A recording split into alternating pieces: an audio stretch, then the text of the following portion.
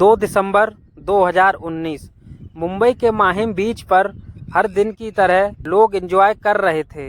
तभी अचानक एक शख्स की नज़र उन लहरों पर पड़ी जहां पर एक सूटकेस पड़ा था, जिसे देखकर उस शख्स को लगा इसमें कुछ खास होगा।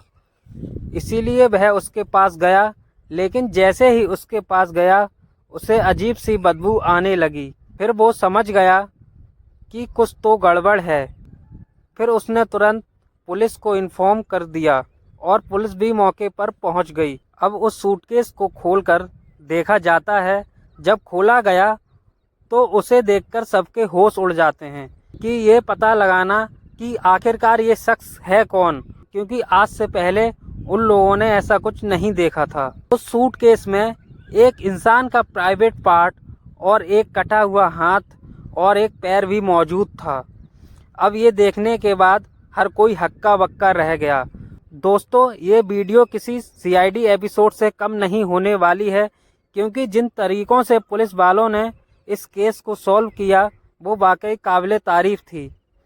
और सबसे बड़ी बात तो ये थी कि वो सूटकेस लहरों से बहकर आया, जिसके कारण ना तो कोई उसकी पहचान थी, ना कोई सुराग था।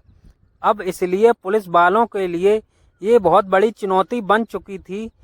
तो फिर आइए जानते हैं पुलिस ने इस केस को कैसे सॉल्व किया। पुलिस ने बताया, जो सूटकेस बरामद हुआ था उस सूटकेस में 2 शर्ट, एक स्वेटर और एक पैंट बरामद हुई थी। अब इन सब चीज़ों से पता लगाना मुश्किल था कि ये शख्स कौन है, लेकिन एक कपड़े पर कुर्ला पश्चिम में बेलगामी रोड स्थित दर्जी की दुकान एल्मो मेंस वियर का नाम लिखा था।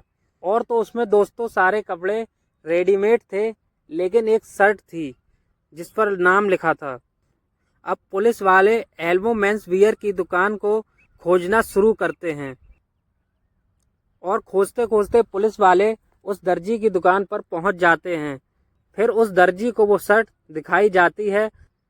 फिर वह अपने रिकॉर्ड्स को चेक करता है और उसमें पाता है कि उसे बेनेट रेल्वो नाम के व्यक्ति ने सिलवाया था, लेकिन उसमें उसका कोई एड्रेस नहीं लिखा था, ना ही कोई कॉन्टैक्ट नंबर था। उसके सिर्फ साइन हो रहे थे। अब पुलिस को ये और बड़ी चुनौती बन जाती है, क्योंकि उसमें एड्रेस मेंशन नहीं था। फिर पुलिस वाले बेनेट रेवलो नाम से सोशल मीडिया पर अकाउंट सर्च करवाते हैं। अब अकाउंट तो दोस्तों बेनेट रेवलो नाम से बहुत सारे आ रहे थे, लेकिन फिर इसकी डीप रिसर्च की जाती है। फिर जाकर उस शख्स का अकाउंट पता चल जाता है। उसकी पहचान पुलिस वाले उस एक स्वेटर से और जो उसकी हाथ की बाह थी उससे करते हैं। दर्जी के बिल पर जो हस्ताक्षर मिले थे, सेम हस्ताक्षर पुलिस को उसकी फेसबुक आईडी पर मिल जाते हैं और उसका एड्रेस भी पुलिस को मिल जाता है, क्योंकि वह संगीत के कार्यक्रम आयोजित कराता था। जब पुलिस बेनेट के घर पर पहुंची तो उसके घर पर ताला मिला। स्थानीय निवासियों ने बताया कि वह अपनी गोद ली हुई बेटी के साथ यहाँ रहता था, लेकिन कुछ दिनों से ना तो वह आया है और ना ही उसकी बेटी आई है। फिर आखिरकार पुलिस वालों को वो ताला तोड़ना पड़ता है और जब घर की तलाशी की जाती है तो उसमें एक डायरी बरामद होती है, जिस पर लिखा था, आई एम सॉरी डैड, आपने मुझे पाला, अपने घर में पनाह दी, लेकिन मैंने आपको मार दिया। और उस घर से पुलिस वालों को उसकी बेटी का मोबाइल नंबर भी मिल जाता है, लेकिन वो मोबाइल नंबर स्विच ऑफ आ रहा था। फिर कुछ देर के लिए जब वह मोबाइल खुलता है तो पुलिस वाले उसी लोकेशन पर पहुंच जाते हैं। उसके बाद पुलिस ने उसकी पुत्री और उसके एक 16 साल के बॉयफ्रेंड को खोज निकाला। पहले रिया ने दावा किया कि बेनेट कनाडा में है, लेकिन बाद में उसने अपने बॉयफ्रेंड की सहायता से बेनेट की हत्या करना स्वीकार किया। पहले रिया ने बताया कि बेनेट कनाडा है, लेकिन पुलिस वालों ने जब उसको वो डायरी दिखाई तो रिया समझ चुकी थी कि पुलिस वालों को सारी सच्चाई पता चल गई है। इसके बाद उसने भी सच्चाई बताना शुरू कर दिया और उसने स्वीकार किया कि उसने अपने बॉयफ्रेंड की सहायता से बेनेट की हत्या की। अब पुलिस वालों ने उससे सवाल पूछा, आखिर तुमने ऐसा क्यों किया?